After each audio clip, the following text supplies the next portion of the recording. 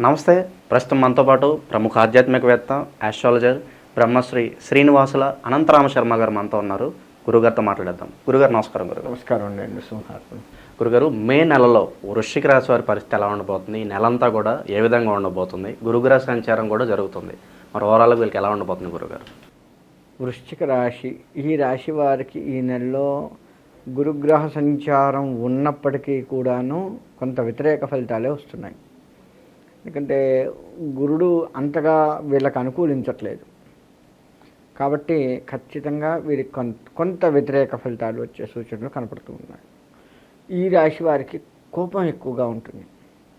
వీరు ఏ పని మొదలుపెట్టినా దాన్ని నడుపుతూ వీరి కోపం వల్ల ఆ పని ఆగిపోవడము, అసలు లేకపోతే దాన్ని మొదలే పెట్టకపోవడం వీరి కోపం వల్ల. ఇప్పుడు ఏమవుతుందంటే, మన ఇద్దరం కలిసి వ్యాపారం చేస్తున్నాము, లేదా ఇంకేదో సరదాగా బయటికి పోతున్నామే అనుకుందాం, సరదా సినిమాకు పోతున్నాం, చిన్న విషయం, నాకు కోపం ఎక్కువ ఉంది, మనకంట నీతో వచ్చేదేందే, పని పాటలేదు, ఇప్పుడనే సినిమాలు, ఇలా మాట్లాడతా ఆ కోపంలో. సో ఇక మన ఇద్దరం సినిమా పోవు, నువ్వు పోతావేమో, నేనైతే పోను. అట్లా నా పనిని నేను ఈ కోపం వల్ల చెడగొట్టుకుంటా. అలా ఈ రాశి వారి మొత్తం అసలు అన్ని రంగాల వారికి కూడా ఈ కోపం వల్లనే మొత్తం చెడిపోతుంది వాళ్ళ పరిస్థితి.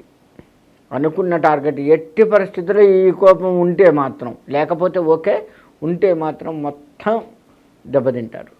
ఆ టార్గెట్ చేరుకోకపోగా ఆ దరిదాపుల్లోకి కూడా పోరు. ఈ కోపం ఒక్కటి వీళ్ళకి బాగా మైనస్ పాయింట్. దాన్ని సరి చేసుకుంటే సరిపోతుంది. ఓకే, ఇక వైవాహిక జీవితం ఎలా ఉండబోతుంది గురుగారు? వైవాహిక జీవితం విషయానికి వస్తే దంపతుల మధ్య సంతాన మూలకంగా వీళ్ళకి కొద్దిగా చికాకులు, విభేదాలు, కోర్టు వ్యవహారాలు దాకా పోయే పరిస్థితి కనపడుతుంది. అంటే సంతాన మూలకంగా అంటే ఇక్కడ రెండు రకాలుగా చెప్పుకోవచ్చు. ఈ సంతానం కొంచెం అవిటి సంతానం కలగటం వల్ల ఇట్లాంటి దాన్ని కన్నావు నువ్వు అని తన అనడం, మీ వాళ్ళల్లో ఇట్లున్నారు, ఎవరో ఉండుంటారు, నాకు అందుకే ఇట్ట పుట్టారని తన అనడం, ఇటువంటివి కొంత జరిగి విడాకులు దాకా పోయేది కొంత కనపడుతుంది.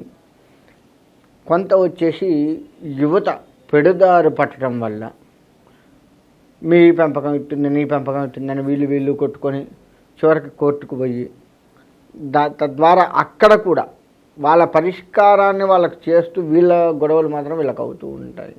ఇలా అన్ని రంగాలుగా కూడాను కాస్త సంతాన విషయంలో విద్యార్థులు కూడా అంతే. సరైన మార్కులు రాక, నువ్వు సరిగ్గా చదివించలేదు, నువ్వు సరైన స్కూల్లో వేయలేదు, ఇటువంటి మాటల ద్వారా కూడా ఈ సంతానం వల్ల కాస్త వైవాహిక జీవితం గొడవలతోటే సాగుతుంది. ఈ నెల మొత్తం కూడా వీరికి గొడవలే సరిపోతాయి. వీళ్ళని సరి చేయటం, మళ్ళీ ఎక్కడొక్కడ గొడవ పట్టడం, మళ్ళీ సరి చేయటం, మళ్ళీ గొడవ పట్టడం, ఇదే సరిపోతుంది ఇంక వీళ్ళకి. ఇక వ్యాపార పరంగా ఎలాంటి ఇన్వెస్ట్మెంట్స్ చేసుకుంటే బాగుంటుంది గురుగారు? వీళ్ళు వ్యాపారం విషయానికి వస్తే పొత్తు బాగుంటుంది వీళ్ళకి. ఈ రాశి వాళ్ళల్లో పొత్తు వ్యాపారాలు నువ్వు ఏదన్నా చేయండి, ఏది చేసినా కాస్త వేరే వాళ్ళని జత చేసుకొని వ్యాపారాన్ని కనుక చేసుకుంటే ఏ వ్యాపారమైనా వీళ్ళకి బాగుంటుంది. అందులో ఎటువంటి సందేహం లేదు. ఇక విదేశీ ప్రయత్నాలు ఫలించే అవకాశం కనిపిస్తున్నాయా? కనిపిస్తున్నాయి, కానీ మనం ఇందాక చెప్పుకున్నట్టుగా వీరి కోపం దాన్ని ఎదురు చివరి మూమెంట్ దాకా ఆశాజనకంగా ఉండి చివరిలో ఇబ్బంది పడుతూ ఉంటారు.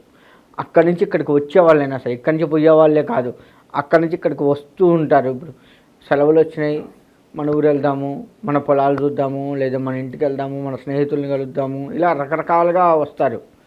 అలా వచ్చే వాళ్ళు కూడా చివరి నిమిషంలో రాకుండా అవుతారు.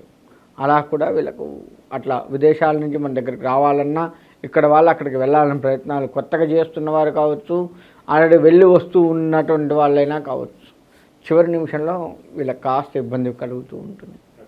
ఇక ఆర్థిక స్థితిగతులు ఎలా ఉండబోతున్నాయి గురుగారు వీళ్ళకి? ఆర్థిక స్థితిగతుల దగ్గరకు వస్తే సామాన్యంగా సాగుతుందని చెప్పొచ్చు. పూర్తిగా డౌను కారు, పూర్తిగా హై లెవెల్కి వెళ్ళరు. ఎప్పుడూ నడిచినట్టే నడుస్తుంది. కాస్త హై లెవెల్లో ఉన్న వాళ్ళు ఒక రకంగా తగ్గే అవకాశం కూడా కనపడుతుంది. బాగా మామూలు హై కాదు, పిచ్చి హైలో ఉన్నాడు, మంచి సినీ నటుడు లేదా మంచి రాజకీయవేత్త, మంచి పేరున్నవాడు అయినా సరే ఒక డౌన్ తగ్గే అవకాశం కూడా కనపడుతుంది. అంటే మంచి హైలో ఉన్నాం కదా, ఇంకా ఆదాయం తగ్గేది ఏంటి అనుకుంటాం, కానీ వీళ్ళ యొక్క పోకడ ఆ విధంగా ఉండి వీళ్ళ మీద కొంత చెడు అభిప్రాయం కలిగి వీళ్ళకి ఏది సహకరించక అనుకున్న టార్గెట్స్ సాధించలేక ఇబ్బంది పడేది కనపడుతూ ఉంటుంది. ఇక శుభకార్యాలు పరిస్థితి గురువుగారు. శుభకార్యాలు వీళ్ళు పాల్గొనటమే ఎక్కువగా ఉంటుంది. చేసిన దానికంటే చేస్తారు, చిన్న చిన్న శుభకార్యాలతోటే సరిపెట్టుకుంటారు. కానీ చేసేది వీరు చేస్తూ ఉన్న సమయంలో కూడా కొంత కలిసిమెలిసి భార్యాభర్తలు కలిసిమెలిసి ఉంటూ కాస్త కోపాన్ని తగ్గించుకుంటూ ఉంటే పెద్ద శుభకార్యాలు చేస్తారు. అందులో కూడా చిన్న చిన్న గొడవలు కనపడుతూ ఉన్నాయి.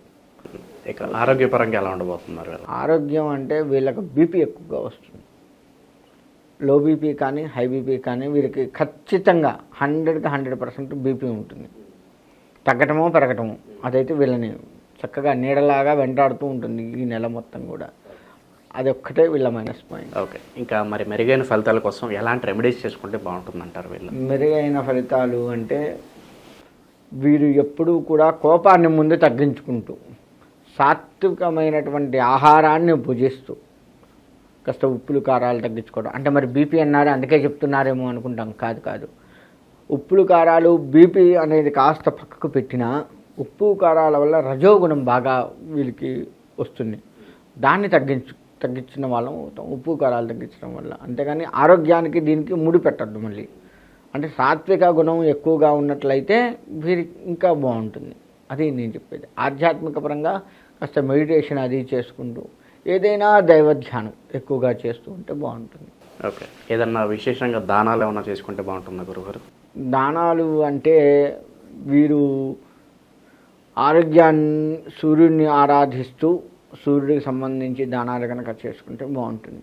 మనకి మే నెల అంటేనే వైశాఖ మాసంతో కూడుకొని వస్తుంది. వైశాఖ మాసంలో నారసింహస్వామి వారి ఆరాధన ప్రాముఖ్యత వహించి ఉంది. కాబట్టి అన్ని రాశుల వారు కూడాను ఈ మే నెలలో విష్ణుమూర్తి ఆరాధన, మనకి శత్రు సంహరణ బాగా కావాలి, దానికోసం నారసింహస్వామి ఆరాధన చేస్తూనే విష్ణువుకు సంబంధించి ఈ నెల మొత్తం కూడా ఆరాధన బాగా చేసినట్లయితే మంచి ఫలితాన్ని ఇస్తూ ఉంటుంది. అంతేకాకుండా మే నెలలో చేయాల్సిన దానాలు అంటే వైశాఖ మాసంలో మన శాస్త్రం కొన్ని దానాలు చేయమని చెప్పింది.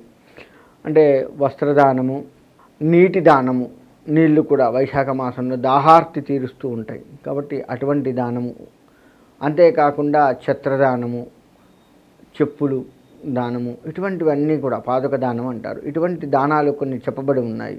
వాటిని కనుక తెలుసుకొని చేసినట్లయితే తప్పకుండా అన్ని రాశుల వారికి ఈ దాన ఫలితం మనకి అంది వాటి నుంచి కాస్త మనం ఉపశమనం పొందే అవకాశం ఉంటుంది. కాబట్టి అన్ని రాశుల వారు కూడాను ఈ నెలలో దానాలు చేస్తూ విష్ణుమూర్తి ఆరాధన బాగా చేసినట్లయితే విష్ణువు ప్రీతిగా మనం ఏది చేసినా సరే మన యొక్క కష్టాన్ని ఆయన తీసివేసి, మన శత్రువుల్ని ఆయన తీసివేసి, మనల్ని పెడదోవ పట్టకుండా మనకి కూడా స్వామివారి యొక్క అండదండలు ఉండి చక్కగా మన ఈ మే నెలలో వచ్చే ఒడిదుడుకులు ఏవైతే ఉన్నాయో అవన్నీ కూడాను బయటపడటానికి విష్ణు ఆరాధన ఎంతైనా మంచిది. కాబట్టి అందరూ కూడా ఈ విధంగా చేసుకోండి. మీ జాతక ఫలితాలను పట్టి మనం ఇప్పటివరకు చెప్పుకున్నాం కదా, దాంట్లో మన జన్మకుండలు ఎలా ఉంది ఏంటి చూసి దానికి ఏమైనా పరిహారాలు అంటే మీ దగ్గరలో ఉన్నటువంటి వేద పండితులను ఎవరినైనా సంప్రదించినా లేదు మమ్మల్ని సంప్రదించినా సరే దానికి చక్కటి పరిష్కారాలు చూసి పరిష్కారం చేసి మీకు మంచి ఫలితాన్ని అందివచ్చు. కాబట్టి ఆ విధంగా చేసుకొని అందరూ కూడా శుభంగా చక్కగా ఉండాలని కోరుకుంటున్నాను.